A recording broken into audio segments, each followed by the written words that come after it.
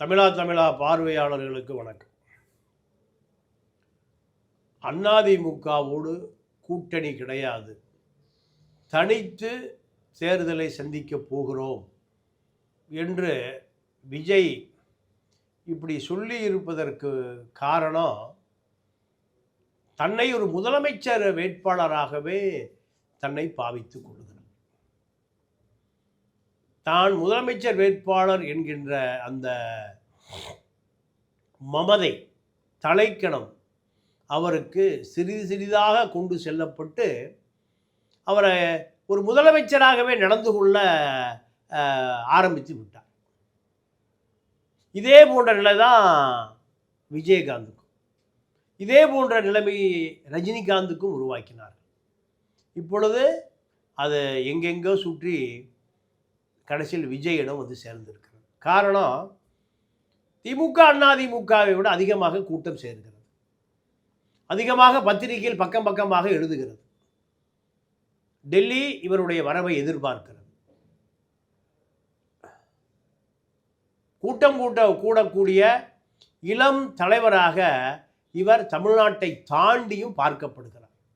இந்த மமதை தான் தன்னை முதலமைச்சர் வேட்பாளருக்கு தகுதியாக எதையுமே சிந்திக்க முடியவில்லை என்ற நிலைக்கு கொண்டு வந்து விட்டார்.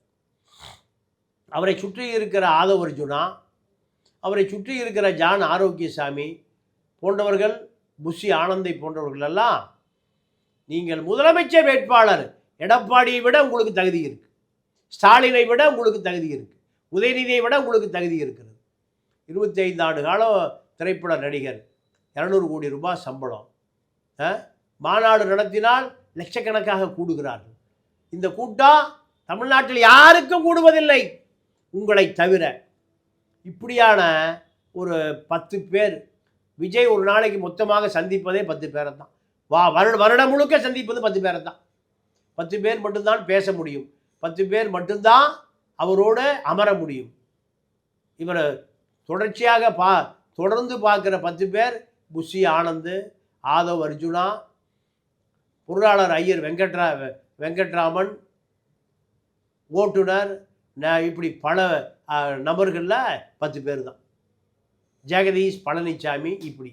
அப்போது இவரை பொறுத்தவரை நாம் எதை சொன்னாலும் தமிழ்நாடே பற்றி கொள்ளுகிறது. நம்மை பார்ப்பதற்கு 41 பேர் உசுரை விட்டுருக்கான். எவ்வளோ பெரிய தியாகம்! நம்மை பார்ப்பதற்கே உசுரை விடுறான்னா, நான் முதலமைச்சராவதற்கு எத்தனை பேர் உயிரை கொடுக்க தயாராக இருக்கான்? பார்ப்பதற்கே 41 பேரா? அப்போ கட்டளை இட்டால் எத்தனை லட்சம் பேர் தலையை தருவதற்கு தயாராக இருக்கான்? இந்த மமதை வந்து விட்டது. அடிப்படை அரசியல்வாதியே அல்ல, அடிப்படை அரசியலே தெரியாது. இவர் இருக்கிற ஆலோசனை சொல்லுகிற ஆதவ் அர்ஜுனாவுக்கும் அரசியலே தெரியாது. அரசியல் என்பது அடித்தட்டு மக்களுக்கானது. அடித்தட்டு மக்கள் யார், எங்கே, எப்படி, யாருக்குமே தெரியாது. குறிப்பாக ஆதவ அர்ஜுனாவுக்கும் தெரியாது, விஜய்க்கும் தெரியாது. இதை தெரிந்து கொண்ட பாஜக, ஆர்எஸ்எஸ், உனக்கு ஓட்டே வேண்டாண்டா, எஸ்ஐஆர் வாக்கு மறு பரிசீலனை செய்யக்கூடிய, மறு வரையறை செய்யக்கூடிய அந்த திட்டம் இந்த எஸ்சி மக்கள், தலித்து, எஸ்டி, முஸ்லீம், கிறித்துவன், படிப்பறிவு இல்லாதவன், யாருக்கு ஓட்டு போடணும் தெரியாத ஆண் பெண், இவர்களுக்கெல்லாம் ஓட்டே வேண்டான்னு முடிவு பண்ணிட்டான். 21 வருடத்திற்கு முன்பு நீ எப்போ எங்கே ஓட்டு போட்டேன்னு நிரூபிக்கலாம், உனக்கு ஓட்டே இல்லை. ஆர்எஸ்எஸ்னுடைய நீண்டகால திட்டம். இந்த திட்டத்தை அவர்கள் நிறைவேற்ற ஆரம்பித்து விட்டார்கள். இனிமேல் படித்தவன் தான் ஓட்டு போட முடியும், படித்தவன் ஓட்டே போடுறதில்லை. இந்த கலிசடைகளுக்கு ஓட்டையாகவும் போடுறதில்லை. அப்போ யாருக்கு ஓட்டு போட போகிறான்? ஓட்டுரிமை உள்ளவன் இன்னைக்கு பாஜகவை சார்ந்தவர்கள் மட்டும்தான் இன்னைக்கு சமூக வலைதளத்திலையும் டாமினேஷனாக இருக்கான், இணையதளத்திலையும் கட்டுப்பாட்டில் வச்சுருக்கான். உடனடியாக 1 கோடி பேர் ட்வீட் போடக்கூடியவன் அவன் தான். ஆர்எஸ்எஸ், பாஜக சங்கி பாப்பா கூட்டம் தான். அதிகாரி அவர்கள் தான், ஆளுங்கட்சி அவர்கள் தான், எதிர்கட்சி அவர்கள் தான், எல்லா கட்சி அவர்கள் தான். ஆக மொத்தம் மீண்டும் பார்ப்பனியமயமாக்கப்பட்டு கொண்டிருக்கிறது. எப்படி பெரியார் வருவதற்கு முன்பு, அம்பேத்கர் வருவதற்கு முன்பு இந்த அரசியலமைப்பு சட்டம் எப்படி இருந்ததோ அதே போன்று நவீன தொழில்நுட்பத்தின் மூலம் பார்ப்பனர்களுடைய கைக்கு அதிகாரம் தானாக சென்று அடைந்து விட்டது. அப்போ திராவிட இயக்கம் பூரா பலாயிரம் கோடி வச்சிருக்கான். இதை காப்பாற்றுவதற்கு அவனுக்கு நேரம் சரியா இருக்கு. எஸ்ஐஆர் வந்தா என்ன, சைஐஆர் புய்ஐஆர் வந்தா என்ன, அதை பற்றிலாம் கவலை இல்லை. இருக்கிற பணத்தை பாதுகாப்பாக வைத்துக் கொள்வதற்கு எல்லாருக்கும் ஒரு அரசியல் தேவை. அந்த அரசியல் தான் திமுக, அதிமுக அரசியல். இந்த அரசியலையெல்லாம் தாண்டி அரசியல் தான் சங்கி பாஜக அரசியல், சார் அரசியல். இதை வர்ற தேர்தல் தீர்மானித்துவிடும். படித்தவர்கள் சங்கி கூட்டம் மட்டும்தான் தேர்தலில் வாக்கு போட முடியும். அவர்கள்தான் ஆளுமை செலுத்த முடியும். அவர்கள்தான் மெஜாரிட்டியாக இருக்கான். அவர்களால் தான் எதையும் சாதிக்க முடியும் என்ற நிலைமை இந்த விஞ்ஞானம் வகுத்து கொடுத்து, விஞ்ஞானம் வந்த பிறகு இன்னும் கல்வி அறிவு கடைக்கோடி தொண்டனுக்கு போய் சேரல. கேரளாவில் கல்வி அறிவு இருக்குது, கர்நாடகா, ஆந்திரா, பஞ்சாபில் இருக்கிற கல்வி அறிவு இங்கே இல்லை. கல்வி பூரா சாராய வியாபாரிட்டு இருக்கு. சாராயத்தை அரசாங்கம் விற்கிது. இதுதான் இந்த நிலையில் எப்படி இந்த திராவிட இயக்கம் இப்போ பாஜகவுக்கு எப்படி பதில் சொல்ல போகிறது என்பது ஒரு பெரிய கேள்வி. அடுத்த கேள்வி, விஜய் அதிமுக கூட்டணிகள் எப்படியாவது கொண்டு வந்தால்தான் அதிமுக வெற்றி பெறும், பாஜக வெற்றி பெறும், திமுக தோல்வியடையும். இது ஒரு பெரிய லாங் ப்ராசஸ் பாஜகவுக்கு. இந்த ப்ராசஸ் அதிமுக வேலையே இல்லை. அதிமுகவுக்காக பாஜக வேலை செய்து கொண்டிருக்கிறது. கடைசி கட்டம் இந்த கரூர் வழக்கு நெருக்கடி கொடுக்க போவதற்கு முன்பு விஜய்க்கு தகவல் சொல்லப்படும். அப்படி சொல்லப்பட்ட பிறகு விஜய் பாஜக கூட்டணி அல்லாமல் அதிமுக கூட்டணிக்கு போய் பாஜக கூட்டணியை வெற்றி பெற வைப்பார். இதை தாண்டி தனியாக நிற்க பாஜக ஒரு காலத்திலையும் விடாது. பாஜகவை எதிர்த்து அரசியல் பண்ணக்கூடிய ஆட்கள் அங்கே இல்லை. நிர்மல்குமார் பாஜகவிலிருந்து அனுப்பப்பட்ட நபர், ஆதவ் அர்ஜுனா பாஜகவிலிருந்து அனுப்பப்பட்ட நபர், முஸ்ரீ பாஜகவிலிருந்து அனுப்பப்பட்ட நபர், ஜான் ஆரோக்கியசாமி ஒன்றும் செய்ய முடியாது. இந்த சூழலில் பாஜக கட்டளை மையம் எப்பொழுது தேர்தல் வருகிறதோ அப்பொழுது கட்டளையிடும். அந்த கட்டளையை விஜய் இல்லை, விஜய் அப்ப பாட்டம் கூட்டனே மீற முடியாது. இந்த நிலை உருவாகி கொண்டிருக்கிறது.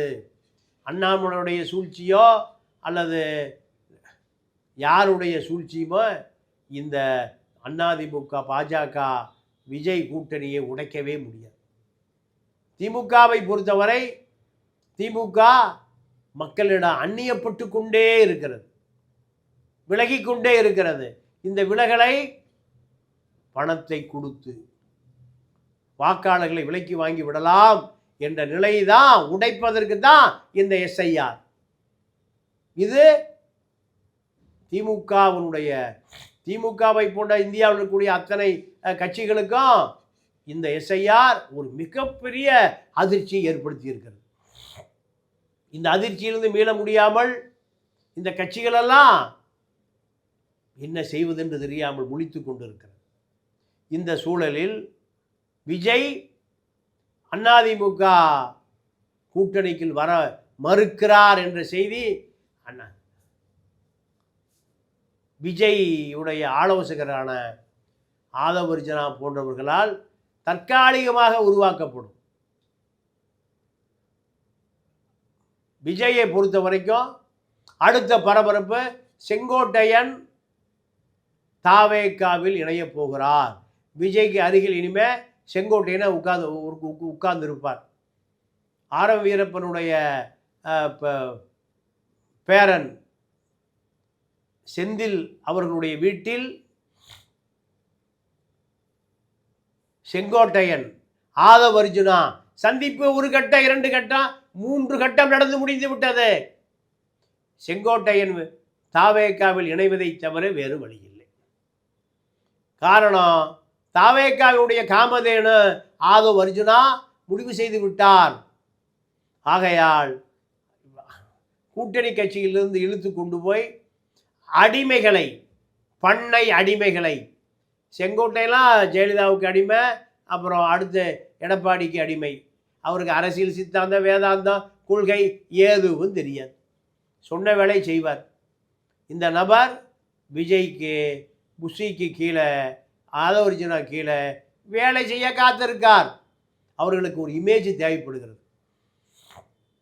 விஜய்க்கு அடுத்தபடியாக செங்கோட்டையன் அமர்ந்திருக்கிறார் என்று. இதை கூடிய விரைவில் செங்கோட்டையன் தாவேக்காவில் இணைந்து விடுவார். அதற்கான முயற்சியை, செங்கோட்டையன் அழிந்து போய்விடக்கூடாது, செங்கோட்டையன் அரசியல் அனாதையாகி விடக்கூடாது என்பதில் அதிமுக தோற்று போய்விடக்கூடாது, அதிமுக பலவீனமடைந்து போய்விடக்கூடாது என்கின்ற அந்த நல்ல சிந்தனை ஆர்எம்பி குடும்பத்திற்கு இருக்கிறது. அதை அவர்கள் செயல்படுத்துகிறார்கள். இது தவிர்க்க முடியாதது. ஆகையால் இந்த முயற்சி செங்கோட்டையன் விஜய்க்கு ஆலோசகராக, விஜயனுடைய போர்ப்படை தளபதியாக மாறுகிற ஒரு சூழல் உருவாகி இருக்கிறது. சரி, அடுத்து வேல்முருகன், தனியரசு, அன்சாரி, கருணாஸ் போன்றவர்களெல்லாம் ஒரு பேச்சுவார்த்தை நடத்தி இருக்கிறார்கள். மீண்டும் அதிமுகவா திமுகவா யாரிடம் சட்டமன்ற உறுப்பினர்களாக உள்ளே வரலாம் என்று. இது எத்தனை தூரம் சாத்தியப்பட போகிறது என்று தெரியவில்லை. திமுக இவர்களை 4 பேரை எப்படி சேர்த்து கொள்ள போகும் என்ற நிலை. வேல்முருகன் திமுக கூட்டணியிலே தொடர்வார். அதிமுக கூட்டணி கதவு அடைக்கப்பட்டு விட்டது அவர்களுக்கெல்லாம். ஆகையால் அதுக்கு வேறு வழியே இல்லை. இந்த சூழல் தான் நடக்க போகிறது. இந்த சூழலில் திமுக, அதிமுக 2 அணிகள் தான் தேர்தலில் பிரதான அணிகளாக மோதப்போகிறது. சீமானுடைய சத்தம், சங்கநாதமெல்லாம் குறைந்து விட்டது விஜய் வந்த பிறகு. விஜய் அதிமுக கூட்டணியில் இணைவதை தவிர வேறு வழியே இல்லை. தனியாக நின்று ஆட்சியை கைப்பற்ற முடியாது. 26% வாக்கு விஜய்க்கு இருப்பதாக, தேர்தலையே சந்திக்காத விஜய்க்கு இருப்பதாக ஒரு சர்வேவை ஆதவ அர்ஜுனா சொல்லுகிறார். விஜயினுடைய காமதேனு ஆதவ அர்ஜுனா சொல்லுகிறார். ஆதவ அர்ஜுனாவுக்கு இப்போ முழு அதிகாரம் கொடுக்கப்பட்டிருக்கிறது. முழு அதிகாரத்தை ஆதவ அர்ஜுனா எந்த சூழலில் தனக்கு சாதகமாக பயன்படுத்த போகிறாரோ அந்த நேரத்தில் ஆதவ அர்ஜுனாவுடைய காலை வாருவதற்கு புஷி தயாராக இருக்கிறார். இன்னொரு ஆதவ அர்ஜுனா இல்லை. கோடிகளில் பணம் செலவக்கூடிய ஆதவ அர்ஜுனா இல்லை. இப்படி ஒரு ஆதவ அர்ஜுனா அங்கு வந்துவிட்டால் இந்த ஆதவ அர்ஜுனா 2ஆம் இடத்துக்கு போய்விடுவார். இல்லை என்றால் இவர் 2ஆம் இடத்திலிருந்து முதல் இடத்துக்கு போய்விடுவார். புஷி இடத்துக்கு இவர் போய்விடுவார். விஜய் இப்பொழுது அத்தனை அரசியல் சதுரங்க விளையாட்டுகளுக்கு ஆதவ அர்ஜுனாவைத்தான் நம்புகிறார். ஆதவ அர்ஜுனா பல திமுகவுக்கு பல அரசியல் மைமாளங்கள், பல தந்திரங்கள், பல சுற்றுச்சுவர்களை எல்லாம் உருவாக்கியவர் ஆதவ அர்ஜுனா. ஆகையால் முழுமையாக விஜய் அவரை நம்புகிறார். விஜய் நம்புகிற இந்த ஆதவ அர்ஜுனா கண்டிப்பாக மீண்டும் திமுக எப்படி தன்னுடைய நிலையை தக்க வைப்பதற்காக ஒரு பெரிய போராட்டத்தை நடத்தினார்களோ அந்த போராட்டத்தை 21 நடத்தின போராட்டத்தை ஆதவ அர்ஜுனா விஜய்க்காக நடத்துவார். விஜய்க்கு இப்போ ஆதவ அர்ஜுனாவை போன்ற காமதேனுகள் தான் தேவை. மாநாடு நடத்துவதற்கு விஜய்க்கு ஆதவ அர்ஜுனா தேவை, பொதுக்குழுக்கு தேவை, மாநாட்டுக்கு தேவை. அதே போன்று இரண்டாம் கட்ட தலைவர்களை அதிமுகவிலிருந்து இழுத்து வரக்கூடிய வேலைகளை ஆதவ அர்ஜுனா செய்து கொண்டிருக்கிறார், செய்வார். ஆகையால் விஜயை பொறுத்தவரை விஜய்க்கு காமதேனு ஆதவ் அர்ஜுனா.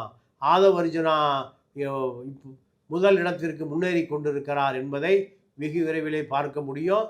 மீண்டும் சந்திப்போம். நன்றி, வணக்கம்.